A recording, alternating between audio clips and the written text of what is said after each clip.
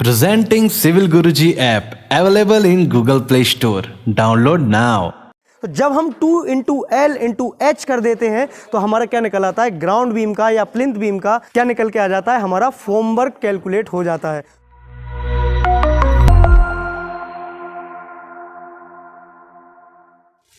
नमस्कार, आदाब, सत श्री अकाल। मैं Pankaj Meena, estimation and planning engineer, एक बार फिर से आप सभी का बहुत बहुत स्वागत करता हूं आपके favourite YouTube channel civil Guruji the civil engineers training institute पे। दोस्तों, आज मैं साइट पर आया हुआ हूं और आज मैं आप लोगों को इस वीडियो के अंदर कंप्लीटली बताने वाला हूं फॉर्मवर्क के कैलकुलेशन का, चाहे वो फुटिंग का हो, चाहे वो बीम का हो, चाहे वो कॉलम का हो, चाहे वो स्लैब का हो। ऐसे रूल्स और ऐसी प्रैक्टिकल हम चीज़ें देख लेंगे आज कि आपको आगे चल के आपके भविष्य में कभी भी किसी भी चीज़ की फॉर्मवर्क की कैलकुलेशन करने में, शटरिंग की कैलकुलेशन करने में किसी भी तरह की कोई भी दिक्कत नहीं आने वाली है। तो दोस्तों, फॉर्मवर्क की कैलकुलेशन जानने से पहले हमको ये जानना बहुत ज़रूरी है कि ये फॉर्मवर्क होता क्या है और उसको क्यों लगाया जाता है। तो फॉर एग्जांपल मैं आपको बताता हूँ, जैसे कि आप देख पा रहे हैं यहाँ पर एक कॉलम है, रेक्टेंगल शेप में ये कॉलम यहाँ पर दिया गया है।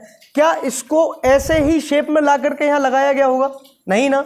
इसको हमने क्या किया है, एक आइटम को यहाँ पर लगाया, उसके बाद में कंक्रीट को उसके अंदर डाला और जब ये सेट हो गया, इसके सेट होने के बाद में उस आइटम को रिमूव कर दिया और इसका जो शेप था वो हमको मिल गया।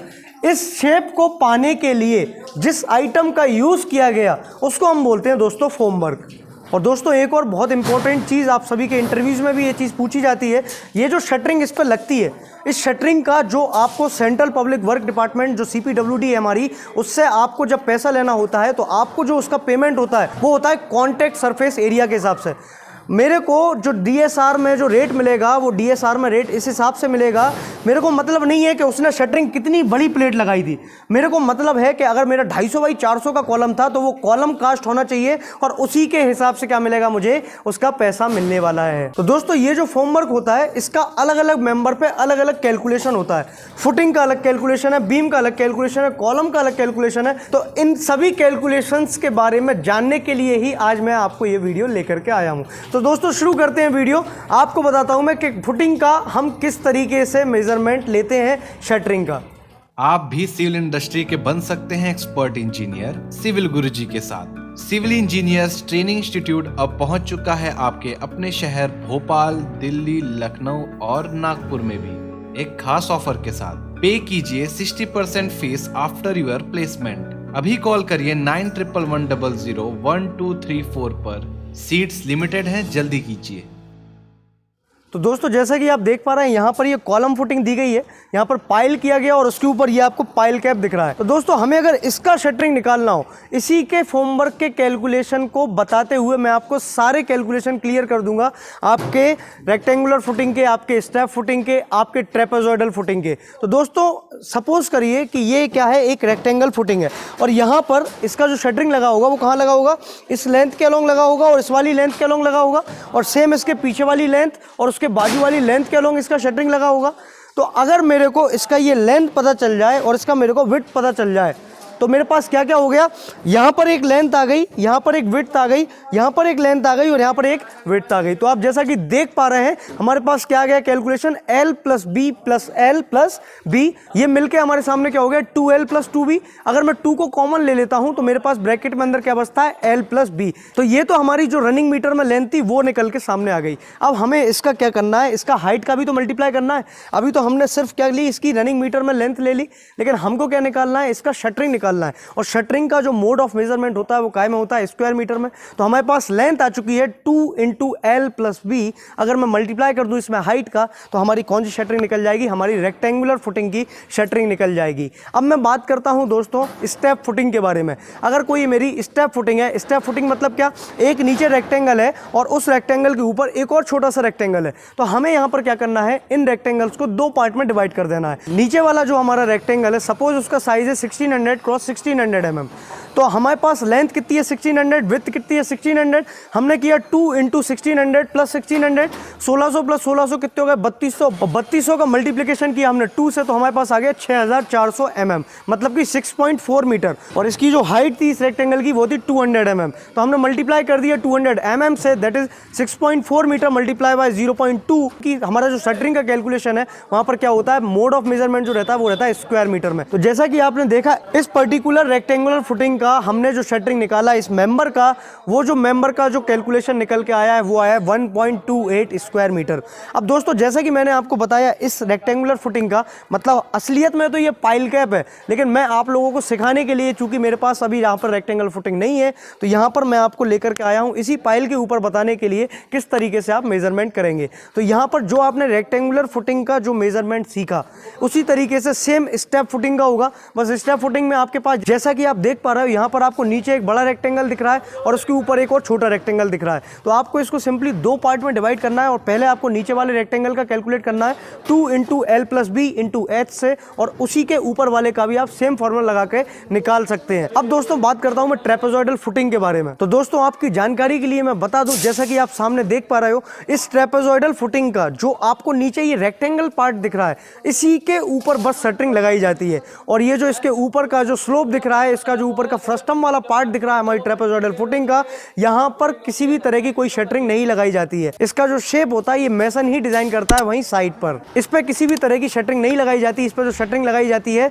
वो सिर्फ रेक्टेंगल पार्ट पर लगाई जाती है, जो कि निकाल सकते हो आप 2 into L plus B multiply by H से, और इसका जो आंसर आएगा वो आपका मोड ऑफ मेजरमेंट रहेगा स्क्वायर मीटर, तो इसका जो आंसर आएगा वो भी काय में आएगा, स्क्वायर मीटर में आएगा। तो दोस्तों यहाँ पर मैंने बात की रेक्टेंगुलर फुटिंग हो गई मेरी, स्टेप फुटिंग हो गई, और यहाँ पर ट्रेपेजॉइडल फुटिंग को भी अपन ने कवर कर लिया है।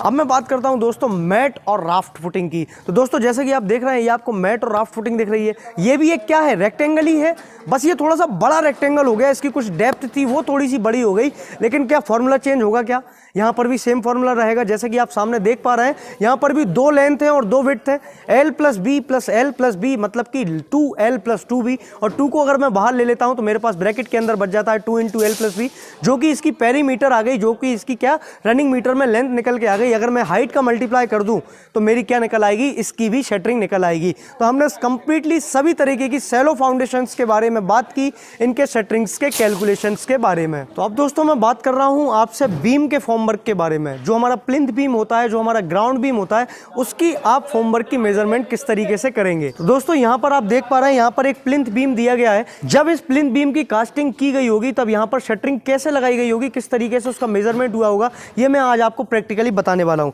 जैसे कि आप देख रहे हैं यहाँ पर जो है, यहाँ पर ये बीम है, इस बीम के इस वाले साइड पर जो है शटरिंग लगाई गई होगी और इसके इस साइड वाले साइड पर शटरिंग लगाई गई होगी, क्योंकि जो बैक साइड वाला पार्ट है अभी आपको दिख रहा है कि वहां पर प्लिंथ फिलिंग हो चुकी है, लेकिन जब ये बीम कास्ट हुआ होगा तब प्लिंथ फिलिंग तो हुई नहीं होगी, तब क्या होगा, दोनों साइड ही शटरिंग लगाई गई होगी। तो जैसा कि आप देख पा रहे हो इसके इस साइड वाले पार्ट का जो इसका डेप्थ रहा होगा उस साइड वाला मेरे को लेंथ पता चल जाए, और इसके अपोजिट साइड वाला जहां पर अभी प्लिंथ फिलिंग हो चुकी है, जहां पर प्लिंथ फिलिंग नहीं हुई होगी, वहां पर जब उस वाली लेंथ का आपको लेंथ पता चल जाए तो आपने क्या किया, एक साइड की लेंथ, ये कोई बीम है, ये बीम है, इसकी एक साइड की लेंथ और दूसरी साइड की लेंथ आपके पास कितने एल हो गए, 2L हो गए, मतलब कि 2 इंटू एल, ये क्या निकल के आ गई, रनिंग मीटर में उसकी लेंथ निकल के आ गई हमारी शटरिंग की। लेकिन अभी हमारा क्या बाकी है, हाइट का मल्टीप्लिकेशन करना बाकी है। तो जब हम 2 इंटू एल इंटू एच कर देते हैं तो हमारा क्या निकल आता है, ग्राउंड बीम का या प्लिंथ बीम का क्या निकल के आ जाता है, हमारा फॉर्मवर्क कैलकुलेट हो जाता है। तो दोस्तों जैसे कि आपने देखा, आप लोग कंप्लीटली सारी चीजें सीखते जा रहे हैं, किस तरीके से फॉर्मवर्क निकालते हैं। आप लोग नोटबुक लेके बैठिए साथ में और सारे फॉर्मूलेस लिख लीजिए, क्योंकि ये चीजें साइट पर जाने के बाद बहुत ज्यादा काम आने वाली हैं। तो दोस्तों अब बात करते हैं हम कॉलम की शटरिंग किस तरीके से कैलकुलेट करेंगे। तो दोस्तों जैसा कि आप देख रहे हैं यहाँ पर एक रेक्टेंगुलर कॉलम है, यहाँ पर शटरिंग कहाँ लगी होगी, इसके इस साइड पर लगी होगी, इसके इस साइड पर लगी होगी, इसके इस साइड पर लगी होगी और इसके पीछे साइड शटरिंग लगी होगी। तो मैं बात करूं, अगर ये इसका अगर साइज है सपोज 200 बाई 400 mm का इसका साइज है, तो मैं बात करूं इसकी जो लेंथ हो गई वो हो गई ये 0.2, इसकी जो विड्थ हुई वो हुई 0.4, और इसके पीछे क्या हुई, इसकी एक और लेंथ हुई क्या 0.2, और इसके पीछे साइड क्या आ गया, एक और विड्थ आ गई 0.4। तो जैसा कि आप सभी लोगों को पता है पहले से इसका फॉर्मूला, सबसे पहले मुझे क्या करना पड़ेगा, यहाँ पर length plus width plus length plus width, जो कि क्या हो गया 2L प्लस 2B, 2 को बाहर निकाल लिया, L प्लस बी बच गया अंदर। यहाँ पर ये क्या निकल के आ गया, इसका पेरीमीटर निकल के आ गया 2 इंटू एल प्लस बी। अब मुझे क्या चाहिए, इसका पेरीमीटर थोड़ी ना चाहिए, मेरे को क्या निकालना है, इसका शटरिंग कैलकुलेट करना है। उसका मोड ऑफ मेजरमेंट क्या रहेगा, square metre, metre into metre होगा तभी तो स्क्वायर मीटर होगा ना। तो अभी हमारे पास क्या आया, रनिंग मीटर में इसकी लेंथ आई है। अगर मैं नीचे से लेके ऊपर तक की ये जो सुपर स्ट्रक्चर का कॉलम आपको दिख रहा है, अगर मैं इसकी हाइट का भी मल्टीप्लाई कर दूं तो मेरे पास क्या आ जाएगी, इसकी शटरिंग निकल के आ जाएगी। तो यहाँ पर दोस्तों इसका जो फॉर्मूला बना वो क्या बना, 2 into L plus B into H. अब ये हमारा सुपर स्ट्रक्चर का कॉलम है। सेम इसी तरीके से, इसी फॉर्मूले से आप निकाल सकते हो हमारे सब स्ट्रक्चर के कॉलम के लिए, हमारे पेडेस्टल कॉलम के लिए, और हमारे इसके ऊपर वाले जितने भी ऊपर फर्स्ट फ्लोर के जो कॉलम आने वाले हैं उन सभी के लिए आप शटरिंग निकाल सकते हो 2 इंटू एल प्लस बी से। एक बार मैं आपका रिवाइज करवा देता हूं। जो भी हमारी रेक्टेंगुलर फुटिंग रहेंगी उन रेक्टेंगुलर फुटिंग का आप निकालोगे 2 into L plus B into H से, क्योंकि जो रेक्टेंगुलर शेप है उसका, उस शेप पे ही तो शटरिंग लगेगी। जो उसकी हाइट रहेगी वो बस कम हो जाएगी, वो जो ड्राइंग में आपको हाइट दी होगी उसके हिसाब से आप पूरी शटरिंग कैलकुलेट कर लेंगे।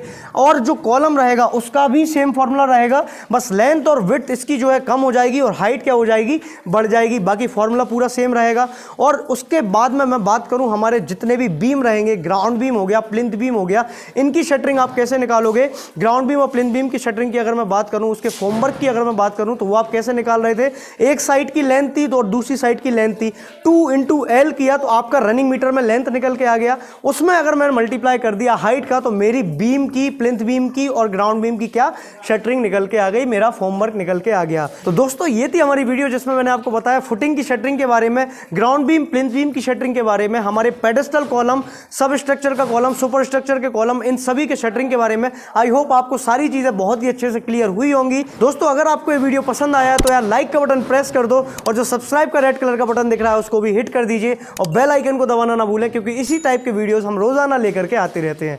वीडियो देखने के लिए दोस्तों बहुत बहुत धन्यवाद। जय हिंद, जय भारत।